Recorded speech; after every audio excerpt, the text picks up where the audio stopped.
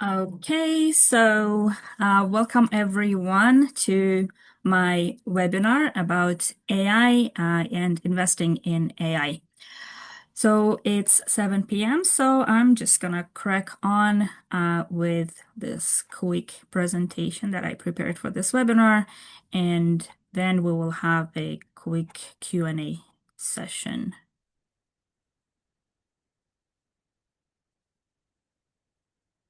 Okay, here we go.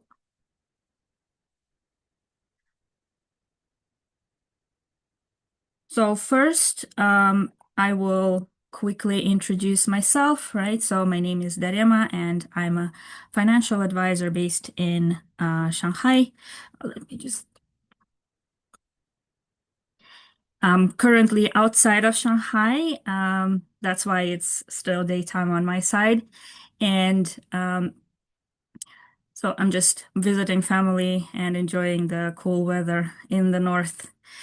But I'm an expat in Shanghai, and what I do is help expats with financial planning for their future, so including retirement, education for children, life insurance, etc. And so AI is a booming industry, as you know, and so today conversation is about AI, and here's our agenda. The things that we will be discussing in this webinar. All in all, it should take about 40 minutes.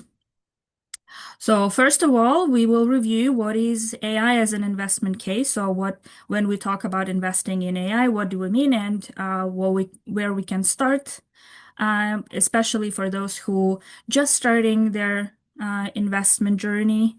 And we will review what are the opportunities that are available for us expats to start investing in.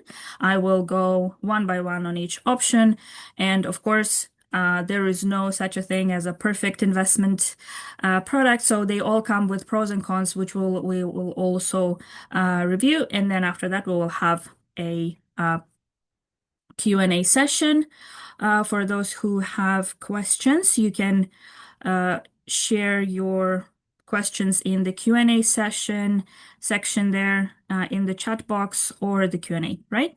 So first, let's start with what is AI, right? So most of us, of course, use ChatGPT or DeepSeek for, help with drafting emails or creating content for our LinkedIn pages or other pages. But actually, right now, AI is being used in so much more industries.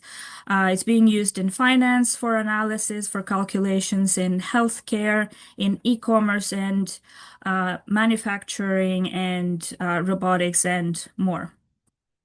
And so in this webinar, we will talk about investing in companies as retail investors.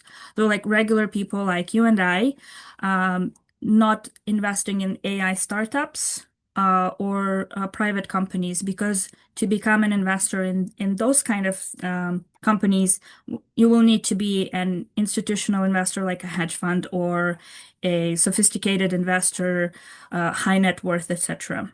So the things we will discuss today is just the things that we can invest like normal people.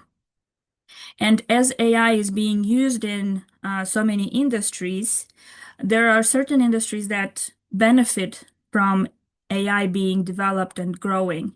So, and the first one is right on the surface is the chips, right? So these are the companies that produce semiconductors that are used for chip maker in the making of the chips. So the chip makers themselves and the companies that produce chip making equipment, etc. So these are the companies that grow the more we use the chips. And these chips are used not only for AI, but also, the gaming consoles, the computers, the phones. Most of the devices are now chip-based. And of course, the more devices will be using a more developed chips to employ more AI or other technologies, of course, these companies are going to grow. And to name a company of course, is NVIDIA. You probably have heard about it. So it's booming right now, and it actually took over Microsoft in the uh, recent months as the number one company in the world. Okay, so after the chips, what we have is the cloud services and cybersecurity. So when we're talking about large LLMs and companies that develop AI tools, so we're talking about big data sets and big amounts of information that needs to be stored somewhere, and it needs to be protected and maintained and developed and upgraded, etc. So another industry that will be growing along with the chip makers is the cloud services and cybersecurity. And there are many of these companies that are now providing such services, for example, CrowdStrike. And so the third industry is energy, of course, because all of these data centers, they need to be plugged in 24/7. And the information needs to be available at all times, at any time, because there might be someone in the middle of the night and asking why this happened or what to do with my life, etc. Right? So for that, information needs to be available all the time. And of course, the energy is something that's being including the renewable energy, that's something that's being developed to provide the need for these data centers. At the moment, only 22% of the energy for the data centers is renewable. So that is also another branch of energy industry that's being developed. And if you believe that's something that could grow in the future, then of course that could be another angle that you could invest in to support the industry. So these are just three out of many. In my opinion, these are the main industries that are worth of the attention. But of course, there are other industries like biotech that and fintech that are worth looking into because there is just a really big potential there. All right. So, okay. So now we know, we know about the chips, cloud services, and energy. So where do I start as a beginning investor? Where do I start my journey? So first of all, the cornerstone of any financial planning is the emergency fund. If you don't have an emergency fund enough to cover 3 to 6 months of the expenses, hold off investing, build up this cash for emergencies. It can be in your Chinese account or your international account, but as long as it has a Visa or MasterCard link to it, so you can pay if something happens. So it should be accessible, but not linked to your Alipay or WeChat, so that you accidentally spend it, but something that's available for you in case if something happens, because you never know when it happens.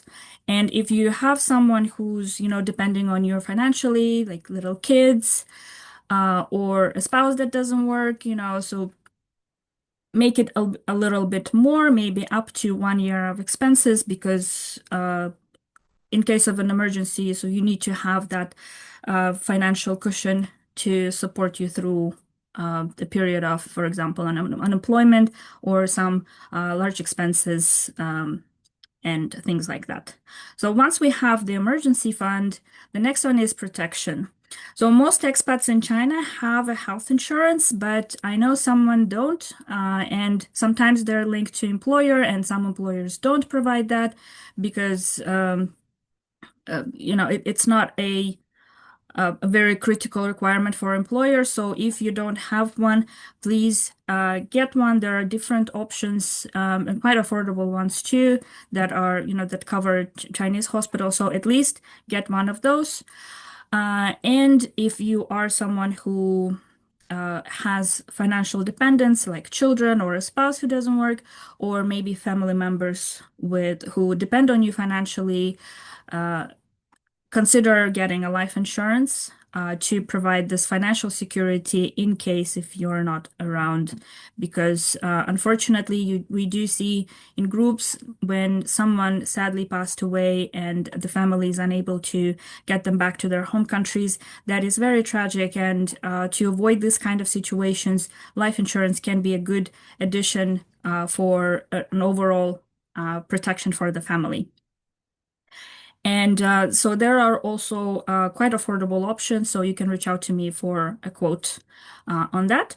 So once we have emergency fund protection, so the next one is retirement plan. And so for retirement, depending on your age and where you are in your financial journey, AI or tech can be part of your portfolio, but if you're someone who's mature, maybe late 40s, 50s, planning to retire in the next 10 years, maybe limit investing in tech to a minimum because of the volatility, right? So we don't want you to start investing in AI or other tech stocks and then markets fall, but by the time you will need some cash, and it might not be a good time for withdrawing money. So to avoid those situations, so if you're someone closer to retirement, then avoid investing in volatile assets. But if you're someone who's, say, in your 30s, late 20s, then of course you can go a little bit more on investing in AI or other tech assets because you have more time for growth and recovery in case if there is some kind of volatility, which certainly happens in the short time. Okay, so once we have a retirement plan, education plan for those who need it, right? So if you are a parent and your child wants to go to university, which of course you probably want them to go to university. So depending on their age, also AI can be a good addition to the plan, but it depends when they will need the funds, right? So if your kid is already 10, 12 years old and they're planning to go to university in the next 5, 8 years, then probably not tech or AI because of the volatility. But if they're young, like 1 year old, just born baby, if you're still pregnant, then definitely tech could be a good addition because you have a much longer time period for the investment. And next one, for other savings, again, for those who plan.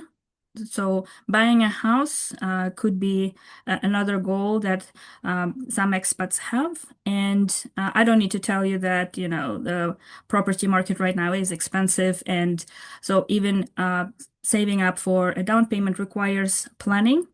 Most people that reach out to me with a plan to buy a house, they already know how much they need, and the time frame is typically 1, 2, 3, up to 5 years. And because the time frame is more tight, we don't invest in volatile assets because there is the time is too short, and so we go for something more stable, more steady for that kind of short period of time. But if it's for whatever reason you think, okay, so I might not need to buy a house in the next 10, 15 years, then AI and tech could be part of that portfolio as well. Again, talk to your advisor and do the research to make sure that this investment aligns with your overall goal and your values. So once we have all of those things taken care of, we can start, okay, so we can add more on AI, more in tech. And let's now review what are the things that we can invest in as expats in China, right? First one is, of course, stocks. Then we have ETFs and something called structured notes, which I will also explain in a minute. So let's start with stocks. Typically, when you go on a platform or work with an advisor, so the stocks are generally very available, and one thing that about the stocks is that they have a great potential for returns and dividends. Stocks are also known as shares and equity. So if you hear equity or shares, it means stocks. So along with great returns and dividends, it takes a certain skill to know what company will bring you great returns and dividends, right? So you will need to do some research. So to understand what a company does, how it works, what are their balances, to understand what kind of returns you can expect from a company, and so a certain due diligence will need to be made to make sure that this stock matches your goals. And and for some people who believe in a certain industry or certain company, this is a good opportunity to support them as well. Because for example, if I really believe in in the chips or AI, I might believe that NVIDIA is just gonna go even better than they're doing. They're doing great right now, but they will go even higher. So buying their stock is an option for me to support them as the um, producer. On the other hand, so these are the pros of investing in stocks. Another one is the volatility, which means that especially with tech stocks, there's always a chance that it might go up, but it might fall as much or worse. And you never know when it's going to happen. And typically, the things that can affect the share price, the price of one stock, of one company's stock, it can be anything. So maybe they're changing a CEO, maybe there's a bad press, someone said something negative about the company, so the investors' confidence fall, and so does the share price, the value of the company.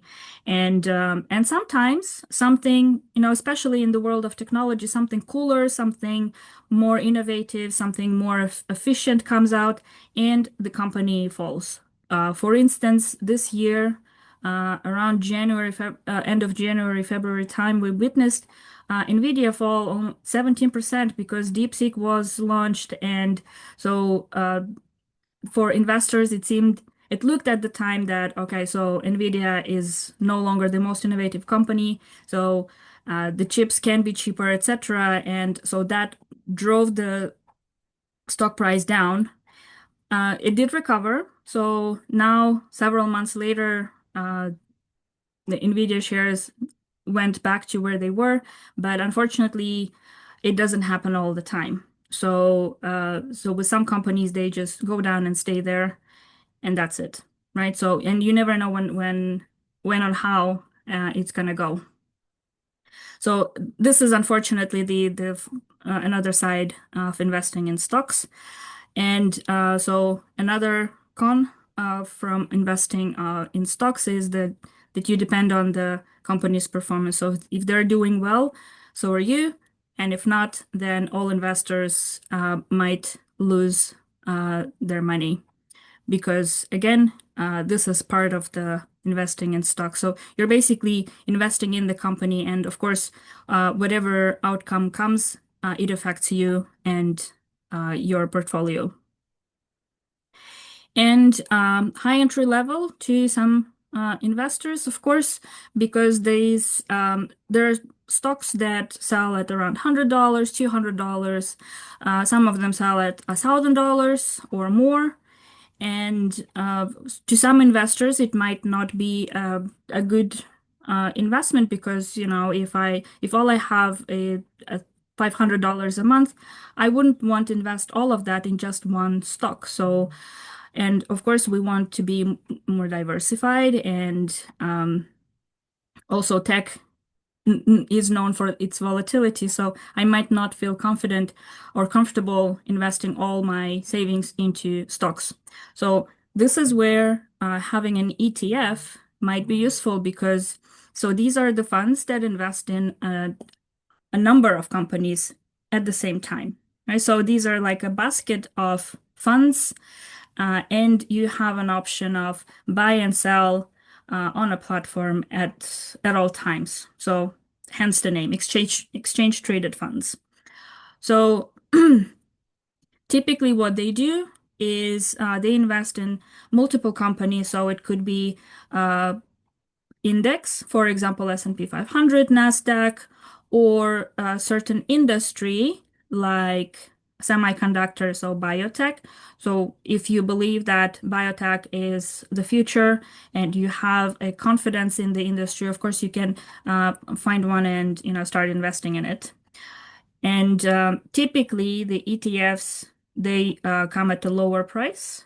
So of course, it depends on the ETFs. They can be also a little bit higher in price or lower in price. But typically, when you look for options, you can find something that fits your budget for investing uh, on a regular basis.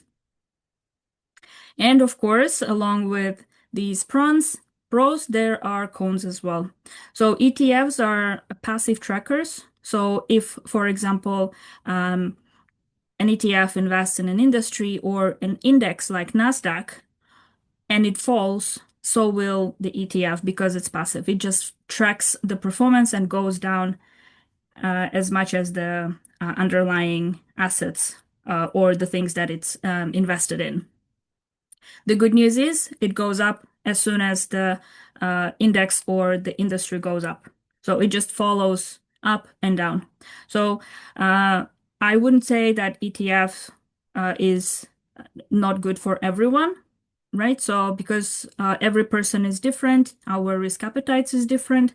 So it's a good addition to an overall portfolio, but don't make it your full portfolio, right? So just have different things in one, and so that you are more diversified and not exposed to just one thing. So another one is that most of these ETFs, they have a manager or a group of managers, so they choose what they invest in. So for example, I want to invest in tech companies, but maybe I don't want Tesla there. I don't have a choice. So if Tesla's there, it's there. So I cannot make any changes, so it comes as is. And if you don't want it, then you just skip the whole ETF and find something else, right? So it's just an example. I have nothing against Tesla. So once we consider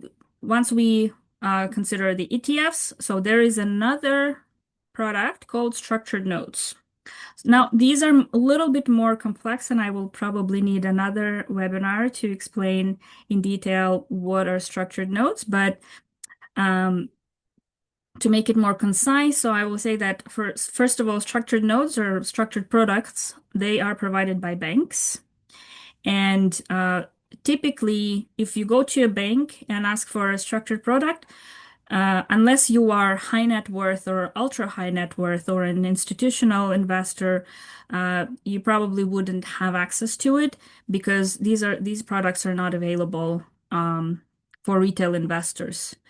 But for DeVere, where I work as a financial advisor, so for that firm, we have access to structured products because we are a large international advisory. So we are at the scale where we can ask for a structured product from a certain bank to provide for us.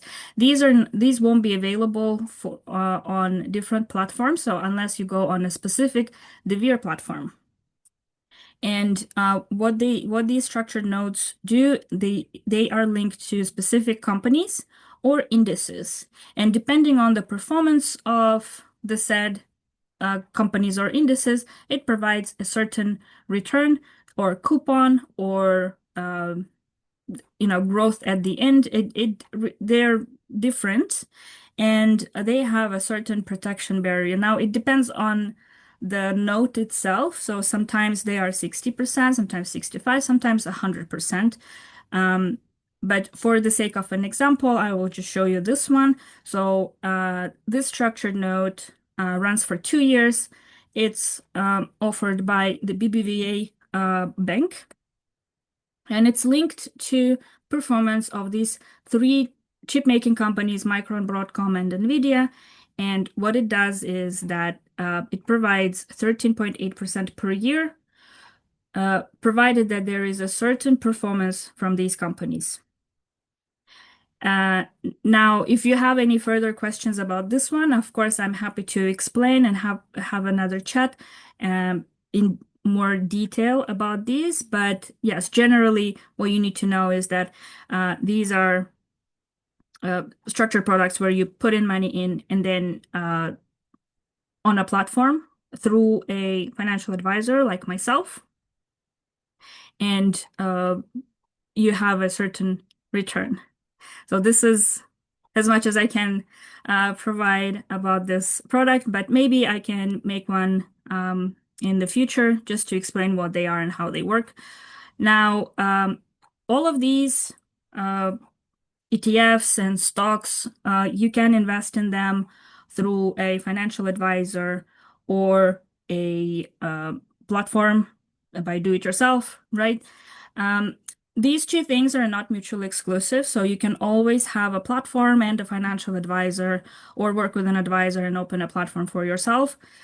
Uh, Either way, it works. And uh, sometimes when you're looking for a platform, maybe you don't know what to look out for. So I will add that when looking at a platform, make sure that you check where they're registered, where their business license is, and what are the protection schemes for the investors. Right. So you need to know what are the exits for you as an investor. And if something is unclear, or someone approaches you but they're unable to provide the information on the business license or what custodian bank they're working with, etc. So that should raise some concerns, and just try to do more research on this company, because any legitimate organization will happily provide the information on where they are licensed, where they do business, and what custodian bank they work with, etc. Right. And of course, if you see an investment opportunity, but want a second opinion on it, just drop me a message and I'll take a look at it and give you my feedback, no strings attached. So when we talk about the investing, there are a few things that you need to know about yourself before you start investing. And one of them is the risk appetite.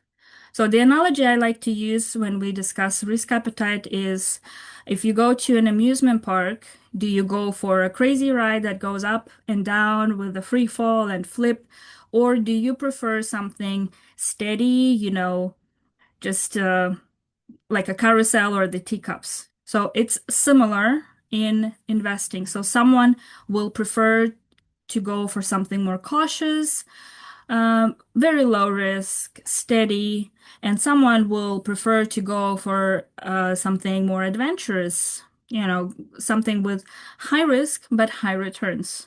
Or maybe you're someone in the middle, so you're not overly cautious, but also not too adventurous. So you're just in the middle somewhere there. And there's nothing wrong with any of these options because it's you, right? So there's no need to think that, oh, I need to be, if I'm more cautious, oh, I need to be more adventurous. There's no need. Actually, right now, in the world of investing, there are options that are available for every person, and you don't need to kind of overstep your own comfort zone when you're starting to invest. There are options that already fit you, and then over time you can build it up and become more adventurous because you get more confident in what you're doing, or what you are more tolerant of in terms of the risk.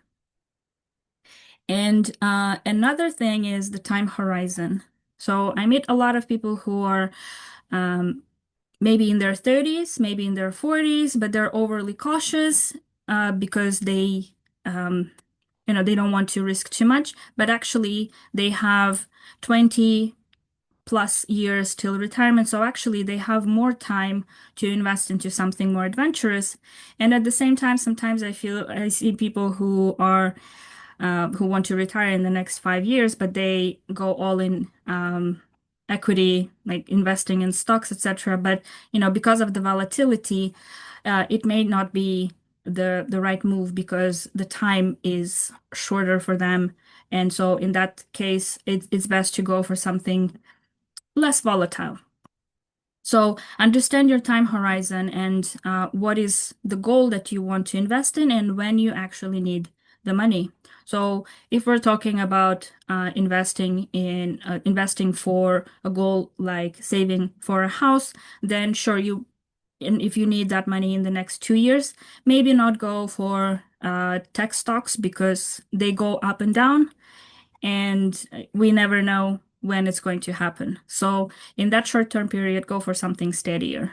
But if we're talking longer period of time, like I want to retire comfortably somewhere in Asia and I want this amount of money in the next 30 years, then of course the conversation is different because we have more time and we have more opportunities to go for because um, we can afford going for something more adventurous and recover if something happens, right? So, and about in general about investing in AI, there is a definitely high growth potential there because it's being employed in so many things, and more and more industries are just leaning towards AI and applying it in more and more services and tools.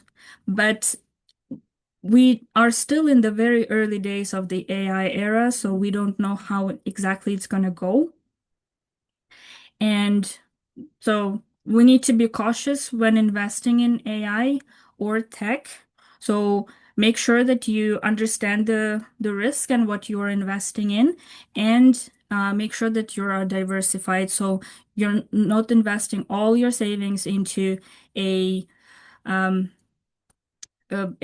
or tech, but also have other assets to make sure that you have a a plan B, a plan C, a plan D, etc. Because in the long run, we don't know how exactly it will play out. Uh, it was launched just some 3 years ago, so it's very early to say how exactly it's going to go. And like I mentioned, there's always a risk of something new, something cooler coming out, and what we already invested in, especially when it comes to stocks, there's a risk of them falling in value and therefore causing a loss for you. So make sure that you understand that and do the research on the companies and talk to professionals to make sure that your investment aligns with what you're doing and what you want to achieve in the long run. Okay, I guess that is it. So you can just, scan my code, add my WeChat if you have any questions, drop a message here. But otherwise, I'm available in WeChat and email. You can always reach out to me and ask any questions.